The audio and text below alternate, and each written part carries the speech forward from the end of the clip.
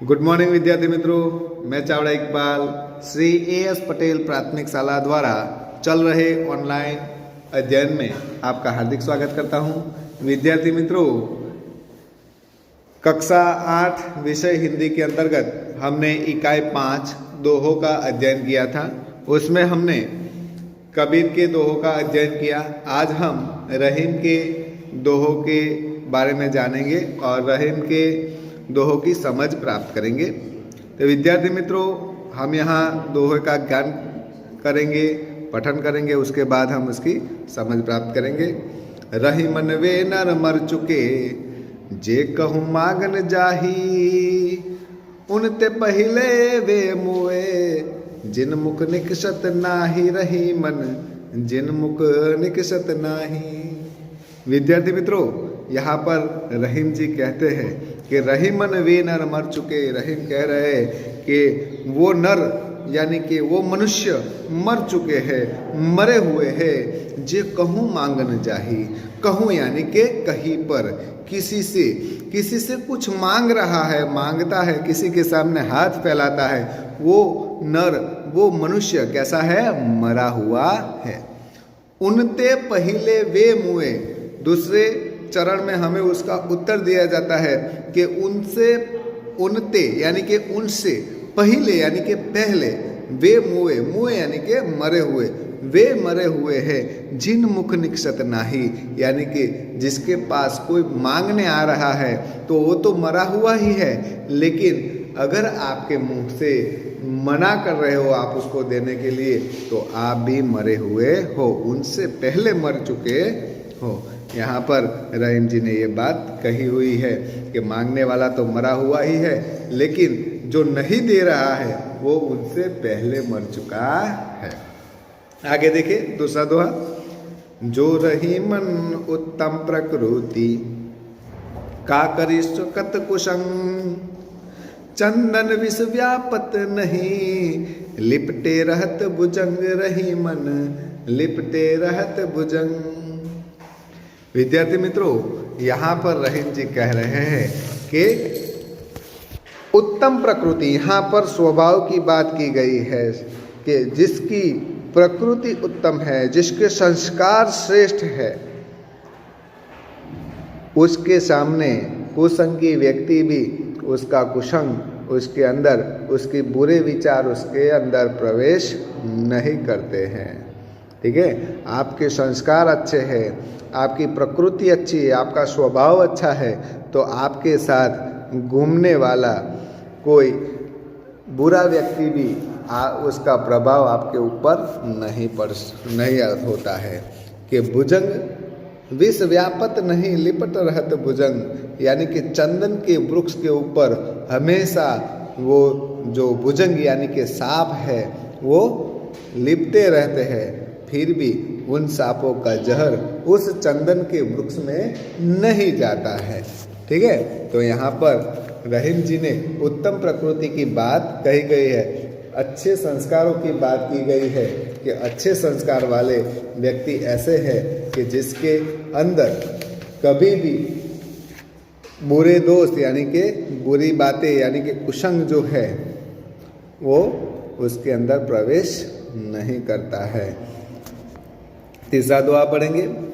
बड़े बड़ाई ना करे, बड़े ना बोले बोल, रहीमन हीरा कब कहे, लाख टका मेरो मोल। रहीमन लाख टका मेरो मोल। कि बड़े बड़ाई ना करे, यानी कि बड़ा व्यक्ति जो है, बड़ा कोई व्यक्ति है, वो कभी अपनी बड़ा चढ़ाकर बात नहीं करता है। अगर जिसके अंदर कोई भीतर कोई सलाहियत छिपी हुई है, अच्छे गुण हैं, तो कभी वो अपने अच्छे गुणों की क्या नहीं करता? बड़ाई नहीं हाँकता है। कि बड़ा व्यक्ति कभी भी अपनी प्रशंसा, खुद की प्रशंसा नहीं करता है। बड़े न बोले बोल, कभी भी बड़ा व्यक्ति अपने बारे में अच्छी बातें नहीं बोलता है। रहीमन हीरा कब कहे, लाख टका मेरो मोल। कि हीरा जो है बहुत कीमती है, वो कब कहता है कि मेरा जो मोल है, मेरी कीमत है वो लाखों में है, टका यानी कि लाखों रुपए में है। ठीक है, यहाँ पर हमने रहीम के दोहों के बारे में समझ प्राप्त की। आगे देखते हैं तुलसीदास जी।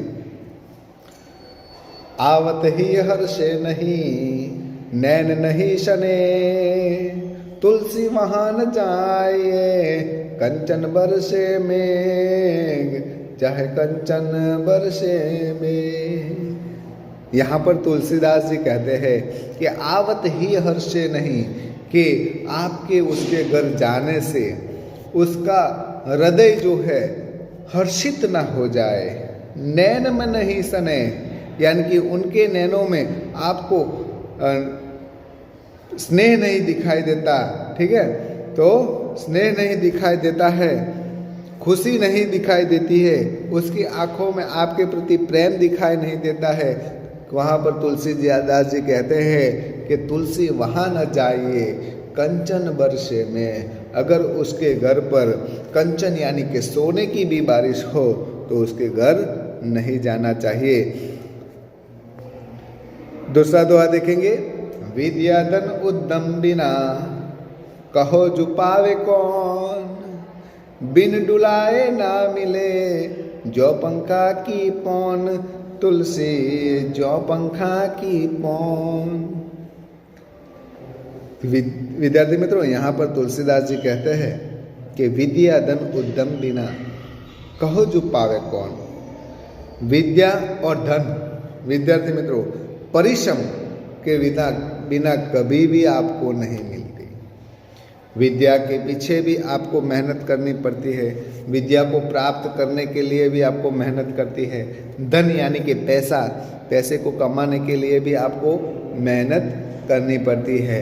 मेहनत के बगैर आपको ज्ञान भी नहीं प्राप्त होता और धन भी प्राप्त नहीं होता है। कहो जो पावे कौन, ये कहो किसने मेहनत के बिना धन और ज्ञान को प्राप्त किया हो, ऐसा एक भी आदमी आपको पूरे संसार में नहीं मिलेगा। यहाँ पर तुलसीदास जी कहते हैं कि विद्या धन उद्यम के बिना कभी भी प्राप्त नहीं होती। यहाँ पर तुलसीदास जी उदाहरण देते हुए समझाते हैं कि बिन डुलाए ना मिले जो पंखा के पौन, कि बिना यानी के बिना डुलाए यानी कि हिलाए बिगर न मिले, नहीं मिलती है जो जहाँ पंखा की पौन, यानी कि हाथ से जलने वाला जो पंखा है, वो पंखा अगर अपने हाथों से नहीं आप हिलाते तो आपको उसके से पवन भी हासिल नहीं होता। तो यहाँ पर तुलसीदास जी ने बहुत ही अच्छी बात कही है। आगे आपको इस इकाई में शब्दार्थ लिखना है और आपको स्वाध्याय की पीडीएफ भेज दी जाएगी, उसमें से आपको आपकी विषय नोटबुक में स्वाध्याय लिख लेना है। आगे का इकाई 6 आपको अगले क्लास में पढ़ाई जाएगी। तब तक के लिए जय हिंद, जय भारत।